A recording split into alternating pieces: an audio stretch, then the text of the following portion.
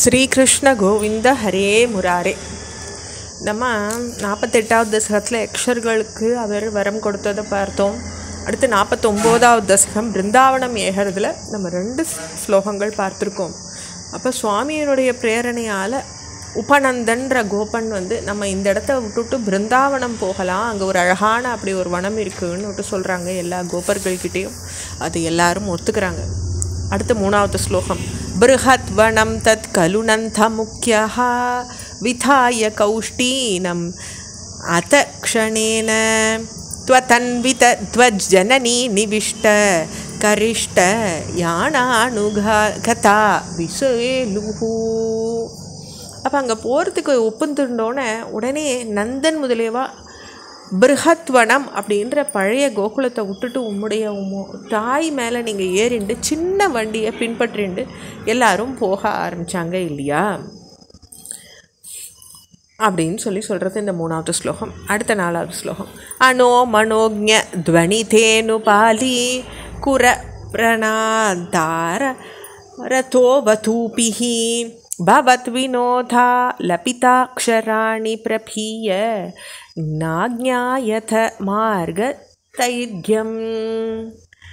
அப்போது வண்டியின் மனசுக்கு இனிய சத்தத்தோட பசுக்களுடைய குழம்பு சத்தத்தோட துவனி மனோஜ்ஞ துவனி, அதாவது மனசுக்கு ஒரு இதமான துவனியை கேட்டுண்டு இடையில உம்முடைய மழலை சொல்லினுடைய இனிமையும் பருகிண்டு கோபஸ்திரீகளால் வழி நடந்த தூரம் அவளால் அறியப்படலை. அந்த அளவு அவளுக்கு அந்த நடையினுடைய கலப்பே தெரியாமல் இப்படி ரசிச்சுண்டு அவள் வந்துடுறா.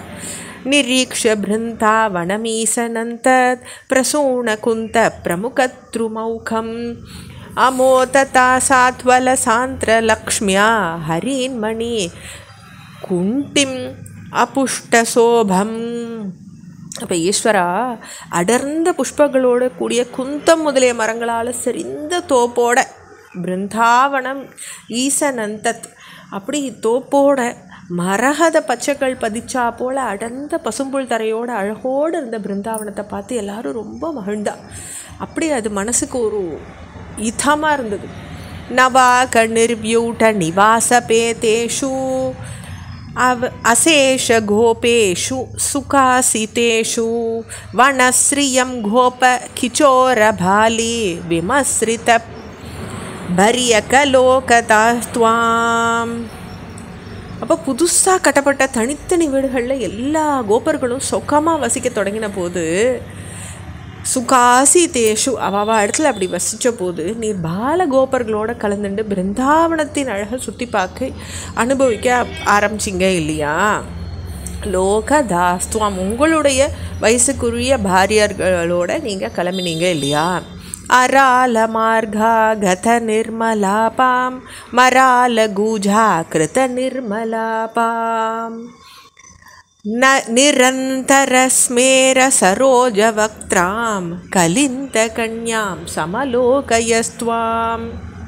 அப்போ அன்னப்பறவை அங்கே இனிமையாக கூபுறது, கூஜம்னா பறவை, அப்படி இனிமையாக கூபுறதை கேட்டு சாதுரியமான பேச்சாலையும் தாமரப்பூ நீங்காத உங்களுடைய புன்னகை பூத்த முகத்தாலையும் தெளிந்த நீரோட விளையாடுற வழியில் காளிந்தி அப்படின்ற யமுனா நதியான பெண்ணை பார்த்து நீங்கள் கழிச்சிங்க இல்லையா. கலிந்த கன்யாம் அந்த பெண்ணை பார்த்து நீங்கள் கழிச்சிங்க இல்லையா அப்படின்னு சொல்கிறது இந்த 7வது ஸ்லோகம். 8வது ஸ்லோகம் மயூர கேசா கதலோபனீயம் மயூகமாலா சபலம் மனீனாம் விரிஞ்சி லோகஸ் ஸ்பிருசம் உச்ச ஸ்ருங்கைர் கிரிம் ச கோவர்தனமைக்ஷதாஸ்துவாம்.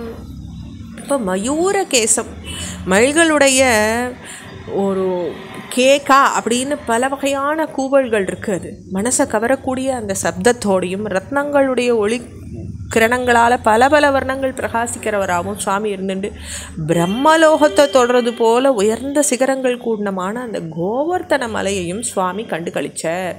கிரிம்ச கோவர்தனமைக்ஷதாஸ்துவம், கிரினா மலை, அப்படி அந்த கோவர்தனத்தையும் சுவாமி ரசித்தார்னு இந்த 8வது ஸ்லோகம் சொல்கிறது. தொடர்ச்சி அடுத்த பகுதியில் பார்க்கலாம். ஓம் ஸ்ரீ பால கோபால ஸ்வரூபாய நமஹ.